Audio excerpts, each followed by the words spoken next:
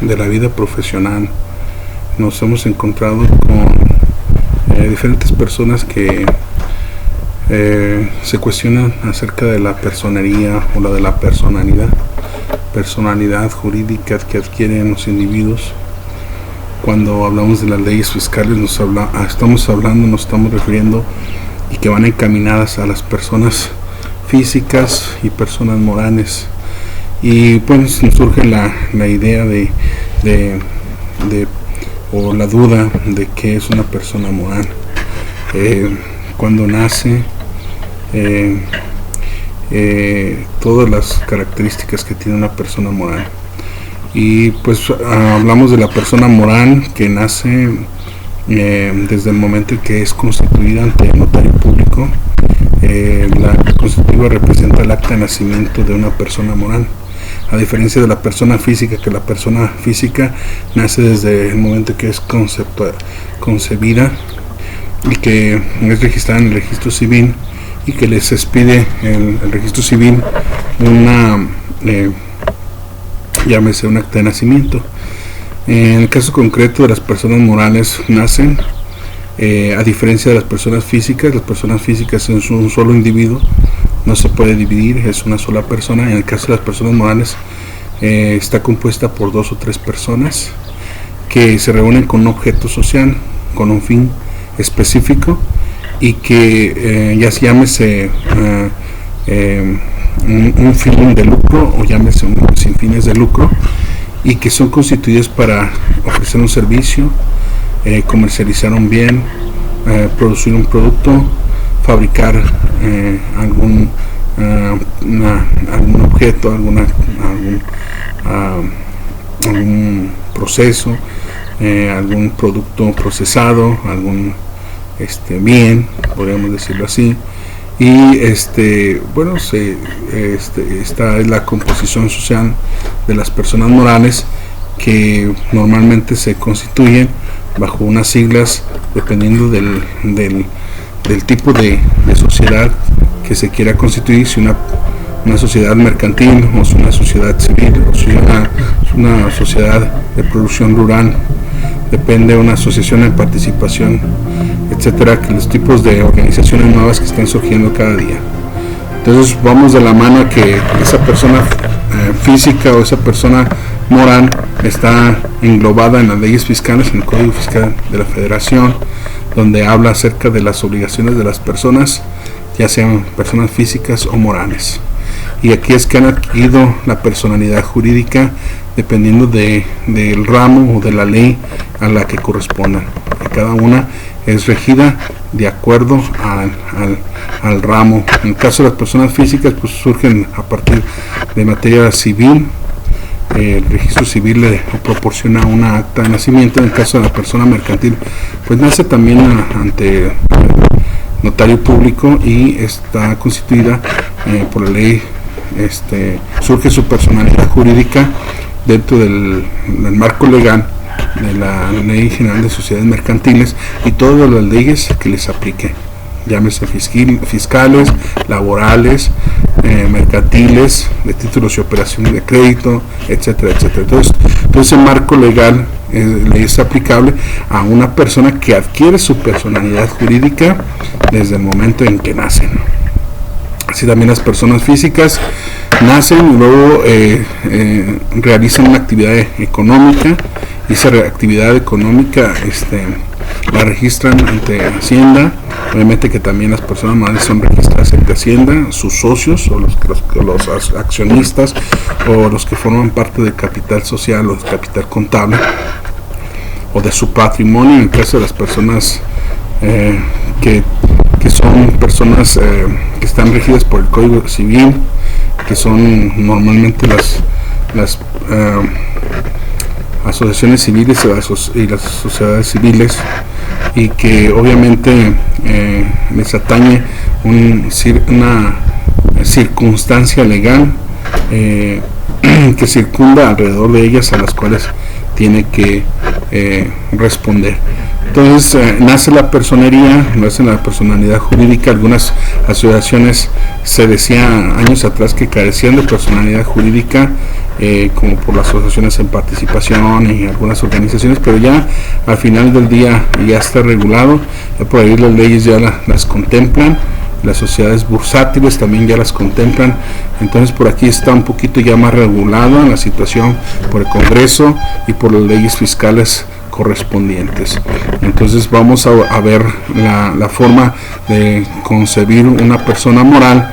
Es precisamente desde el hecho del proyecto, donde se reúnen en una asamblea ordinaria, en donde se reúnen dos o más socios, en la cual establecen un comité, un grupo de presidentes, secretarios y vocales, tesoreros, etcétera, y nombran su organismo máximo, su autoridad máxima dentro de la organización, y ya sea que se regule por un administrador único o por un grupo que son los que están representando la sociedad, dependiendo del tipo de sociedad, porque en específico cada uno adquiere cierta modalidad, ciertos articulado aplicable para efectos de poder desarrollarse como tales.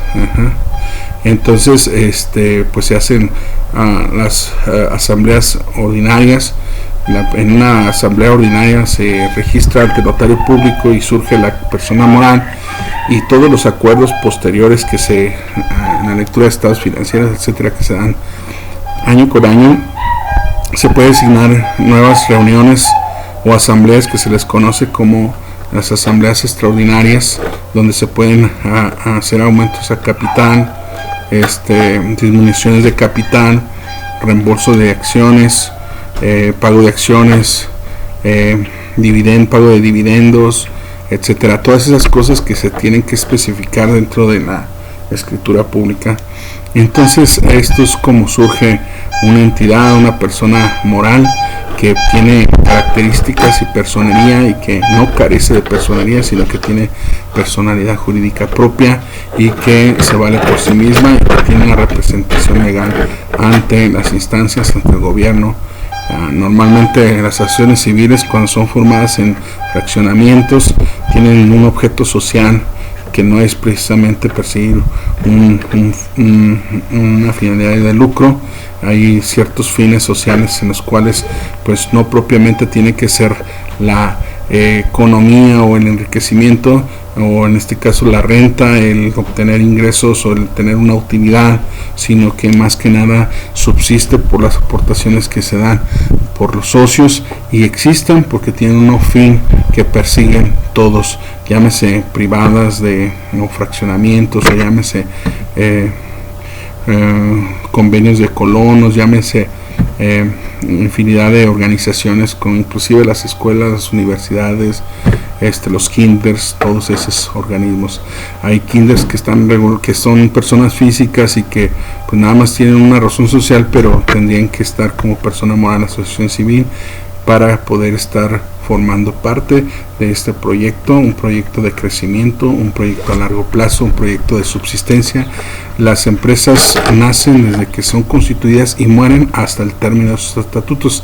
En el mismo acta constitutiva te establece la vigencia, por cuántos años más va a vivir la persona moral. En este caso, las personas morales son constituidas del año 1 hasta los 99 años, y después hay sucesiones, y las sucesiones pues se pueden agregar más años, etcétera, ya con hijos, etcétera. Si hay por ahí una situación de personas morales que en su objeto social pueden ser nombrados sus apellidos de los socios, y que en un momento dado pues quienes vengan detrás de ellos, que ya no existan socios, sus hijos, entonces pueden agregarse y sucesores.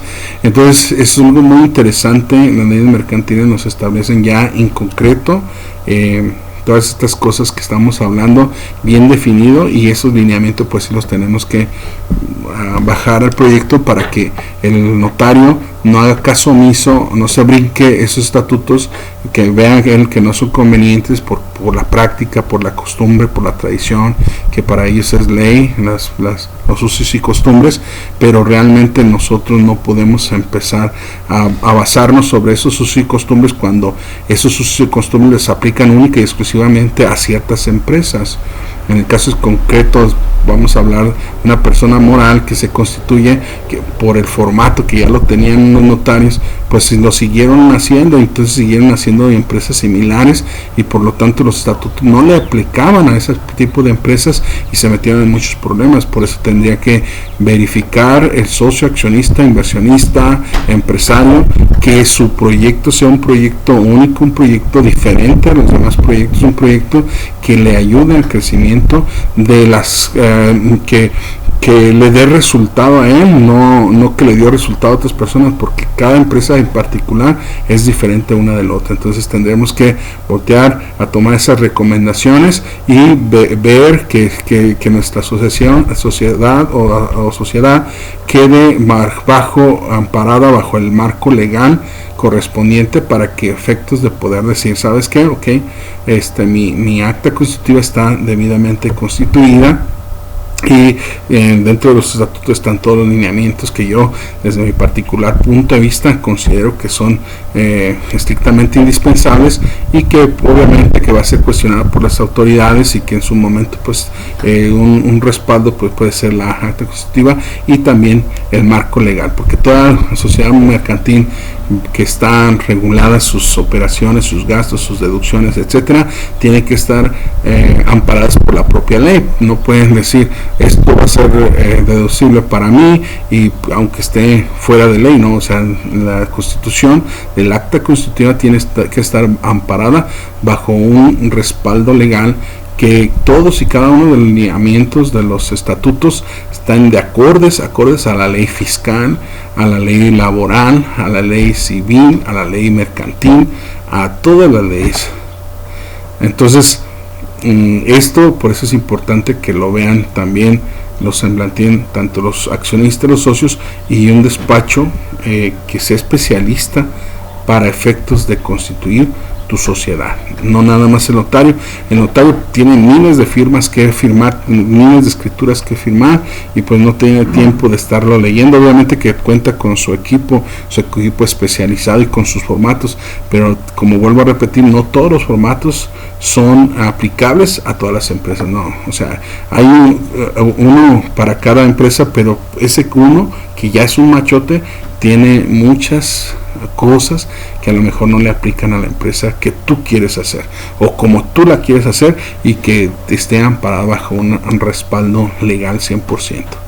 Ya normalmente las empresas traen de por sí un montón de objetos sociales, el 1, el 2, el 3, el 4, el 5 y los que existan y los que ha habido y por haber, para que tú cuando realices otra actividad no caigas en una situación de incumplimiento de la Constitución y que tengas problemas legales porque no estás facultado, porque tu objeto social se limitaba única y exclusivamente a tal actividad. Pero a veces esos objetos sociales relacionados en la acta constitutiva ni siquiera tienen nada que ver con lo que tú ofreces, nada que ver con lo que tú haces. Entonces tendrías que agregar todos aquellos objetos sociales a los cuales te podrías en un momento dado enfrentar y que sí puedas ofrecer a tus clientes, a tus beneficiados. ¿Para qué? Para que lo hagas de una manera sin temor a equivocarte. Entonces esto es uno de los puntos importantes que tienes que considerar en base a una experiencia de una práctica vivida. Yo considero que esto lo tomes en cuenta para desarrollar tu empresa al más alto potencial y pueda desarrollarse como una de las mejores empresas y bien estructuradas, bien administradas. Todo administrador, todo empresario tiene que cumplir con cierto perfil. El perfil siempre tiene que ser, que debe de ser ordenado, Si hay un empresario que no es ordenado, ¿de qué le sirve? Porque aunque gane mucho dinero y todo, va a cometer miles de errores y va a endrogarse. Eso mismo que está ganando lo va a endrogar y se lo va a comprometer con Hacienda, lo va a comprometer con... ¿Por qué? Porque nunca hizo las cosas ordenadas. Sí ganaba mucho, pero pues el problema es que se lo van a quitar las autoridades. ¿Por qué? Porque no supo hacer bien el negocio. Entonces esta es una de las capacitaciones que yo les ofrezco para efectos de que nos pongamos las pilas y que podamos hacer bien una estructura organizacional que sea funcional y que nos ayude a cumplir con nuestros objetivos a corto, mediano y largo plazo, y que sea efectiva, que no vayamos a caer en una situación en la cual no haya una prosperidad pronta. Gracias por su atención, lo sigo esperando en mi canal. Suscríbase y denle like a este canal. Dios los bendiga. Gracias.